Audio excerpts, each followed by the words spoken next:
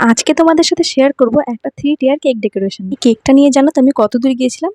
বাসে করে আমার যেতে কিন্তু ১ ঘন্টার উপরে লেগেছিল এই কেকটা ডেলিভারি করতে। কেকটা যখন আমি নিয়ে যাচ্ছিলাম আমার কিন্তু ভীষণ ভয় করছিল। কেক ভেঙে যাওয়ার তো কোনো চান্স ছিল না, কিন্তু কেকের উপর আমি কিন্তু অনেক চকলেটস, তারপর কাপ কেক এগুলো বসিয়েছিলাম। আমি বারবার ভাবছিলাম এগুলো যদি পড়ে যায়, কেকটা যদি সাইডে লেগে যায়, সেজন্য কিন্তু আমি ভীষণ টেনশনে ছিলাম বাসের মধ্যে। কিন্তু জানো তো ভগবানের কৃপায় কেকটা কিচ্ছু হয়নি, একটুও নষ্ট হয়নি। এই বাড়ি এসে যখন দিদিকে ফোন করি যে দিদি কেকটা কি ঠিকঠাক আছে কিনা, সাইডে লেগেছে কিনা, তো দিদি তো আনন্দে আত্মহারা। দিদি আমাকে সেটা বলবে কিনা তা না বলে দিদি আমাকে বলেছে যে কেকটা ভীষণ সুন্দর হয়েছে, আমার কিন্তু খুব পছন্দ হয়েছে। দিদি আসলে বলতেই ভুলে গেছে যে আমি কি জিজ্ঞেস করেছি। নিচের যে লেয়ারটা ছিল তার মধ্যে যে আমি দুটো কেক দু সাইডে বসিয়েছিলাম, সেই কাপ কেকগুলো কেকের মধ্যে না ঠিক আটছিল না, সেই জন্য আমি এভাবে কেটে নিয়ে তারপর কিন্তু বসিয়েছিলাম। এবার দেখো আমি যে ললিপপগুলো বানিয়েছিলাম তোমাদের সাথে কিন্তু আমি লাস্ট ভিডিওতে শেয়ার করেছিলাম এগুলো আমি কিভাবে বানিয়েছি। ললিপপগুলোর ওপরে কিন্তু আমি রোজ নজল দিয়ে রোজেট বানিয়ে তারপর একটা ডেকোরেশন মতন করেছিলাম। এটা দেওয়ার কারণ হচ্ছে এই কেকটার মধ্যে কিন্তু কেক ছিল। তো আমার কাছে কেক মোল্ডটা ছিল না। আমি অর্ডার করেছিলাম কিন্তু আমার কাছে এখনো পর্যন্ত সেটা এসে পৌঁছেনি। সেজন্য আমি কিন্তু ওটা দিতে পারিনি।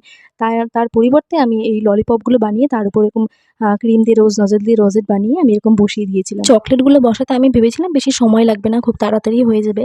কিন্তু তোমরা বিশ্বাস করবে না, এটা পুরোপুরি কমপ্লিট করতে আমার কিন্তু ২ ঘন্টা লেগেছিল। আমি ভাবছিলাম যে ১ ঘন্টা বা ০.৫ ঘন্টার মধ্যেই কিন্তু করতে পারবো, কিন্তু হয়নি। প্লেটগুলো বসাতে যতটা না সময় লেগেছে তার থেকে বেশি সময় লেগেছে কাপকেকগুলো সেট করতে। এগুলো কেটে তারপর টুথপিক দিয়ে অ্যাটাচ করে এটা বসাতে অনেকটাই সময় লেগে গেছে। আর এই কাপকেকগুলো সবগুলোই কিন্তু আমি টুথপিক দিয়ে অ্যাটাচ করেছিলাম, না হলে কিন্তু পড়ে যাওয়ার চান্স থাকতো। এবার আমি কেকের উপর নামটা বসিয়ে দিচ্ছিলাম। আর এই লেটারগুলো কিন্তু আমি চকলেট দিয়ে বানিয়েছিলাম। প্রথমে আমি ভেবেছিলাম যে ফন্ডেন্ট দিয়ে নামটা লিখে দেবো, কিন্তু যেহেতু সেদিন প্রচন্ড বৃষ্টি ছিল সেজন্য আমি ফন্ডেন্টে হাত দিইনি। তাই কিন্তু আমি চকলেট দিয়ে লেটারগুলো বানিয়ে নিয়েছিলাম। এবার আর কটা চকলেট ছিল সেটা আমি নিচের যে কেকটা ছিল ওখানে লাগিয়ে দিচ্ছিলাম। এরপর হচ্ছে উপরে যে আমি কাপকেকটা বসিয়েছিলাম সেই কাপকেকটা যাতে পড়ে না যায় সেই জন্য আমি ওর ভেতরে একটা টুথপিক ঢুকিয়ে দিই। আমি যেই কেকই বানাই ওপর দিয়ে যতক্ষণ না পর্যন্ত আমি স্প্রিংকলার ছড়িয়ে দিচ্ছি ততক্ষণ কিন্তু আমার মন ভরে না। এই কেকটার উপরে স্প্রিংকলার্সগুলো ছড়িয়ে দেওয়ার পর আমার মনে হচ্ছিল হয়তো না দিলেই ভালো লাগতো, কারণ কেকের উপরে এত ডেকোরেশনের জিনিস ছিল সেজন্য হয়তো মনে হচ্ছিল যে একটু বেশি বেশি হয়তো ঘিজিবিজি হয়ে যাচ্ছে।